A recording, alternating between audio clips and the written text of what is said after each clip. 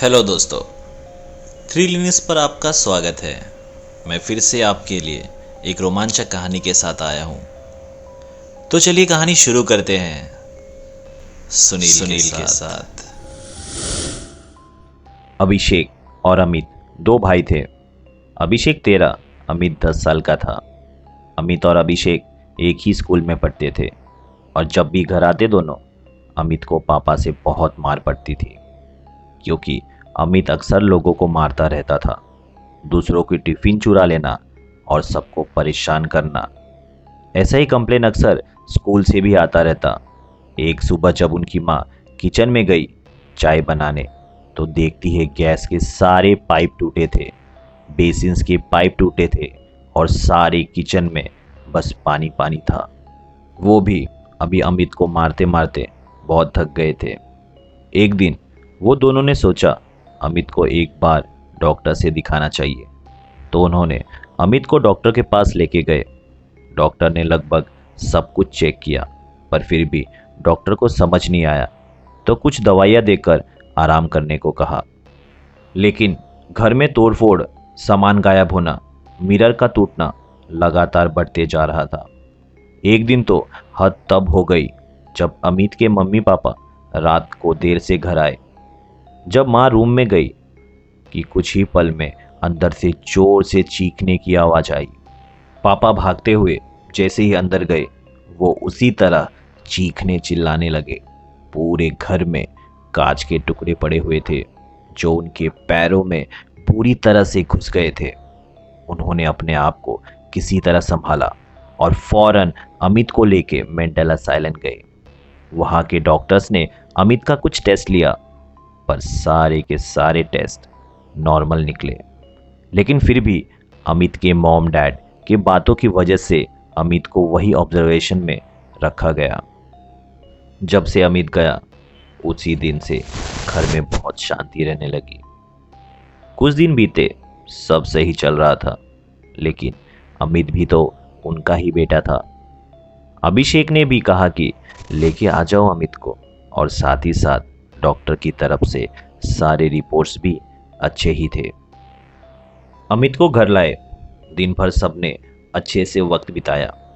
सुबह जब माँ उठी तो देखी घर के लगभग से सारे दीवारों को किसी चीज से खराब कर दिया गया था। सारा सोफा फटा हुआ था। अमित ने फिर से वही सब चीजें करने लगा था। एक शाम काम पर से दोनों घर आ रहे थे और घर पहुंचकर जब दरवाजा खोले तो देखा सारे घर में खून फैला है और उस खून से कुछ कुछ लिखा भी गया है। लेकिन वो सब कुछ समझ नहीं आया उन्हें। जब वो बेडरूम में गए तो अंदर देखा फिश टैंक की सारे फिश के चित्रे पूरे बेड और पूरे जमीन पे पड़े थे। उनको ये सब देख समझ ही नहीं आ रहा था, ऐसा क्रूल इतना छोटा बच्चा कैसे हो सकता है। उसी शाम अमित को सीधे मेंटल असाइलम में लेके गए और वहीं छोड़ दिए। इस बार पूरा महीना अमित वहीं रहा। घर में सारी चीजें फिर से शांत रहने लगी। वहीं दूसरी तरफ अभिषेक काफी परेशान रहने लगा। वो रोज अपने मम्मी पापा को बोलता, प्लीज मेरे छोटे भाई को वापस लाओ, मुझे उसकी बहुत याद आती है, इस बार मैं उसका ध्यान रखूंगा, प्लीज लेके आ जाओ उसको। अभिषेक लगभग से हर रोज यही बोला करता था। उनके मम्मी पापा ने सोचा जब इतना बोल ही रहा है तो लेके आ जाते हैं, हमने भी बहुत दिनों से उसको नहीं देखा है। इस बार फिर से अमित को घर पे लाया गया। दिन भर साथ रहे, रात का खाना खाकर सो गए। सुबह उठे तो सारी चीजें अपनी अपनी जगह पर ही थे। ये देखकर उन्हें अच्छा लगा। वो अपना घर का काम निपटाकर अपने अपने ऑफिस चले गए। जब इस बार घर आए तो उन्हें सच में विश्वास नहीं हो रहा था कि ये कोई बच्चा कर सकता है क्या। घर के हॉल में एक बिल्ली बहुत ही बुरी तरह से मरी पड़ी थी। दीवालों पर और पूरे घर में खून फैला हुआ था।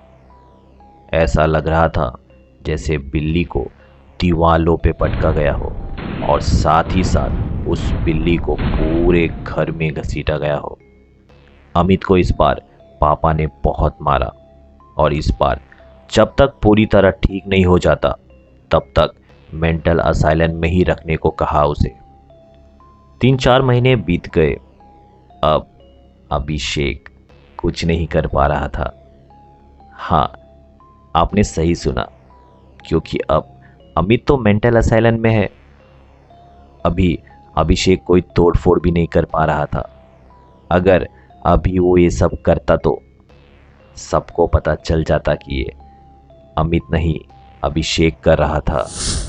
बस अभी अभिषेक अमित का फिर से घर आने का इंतजार कर रहा है। क्या आपको भी भूतों की कहानियां सुनना पसंद है?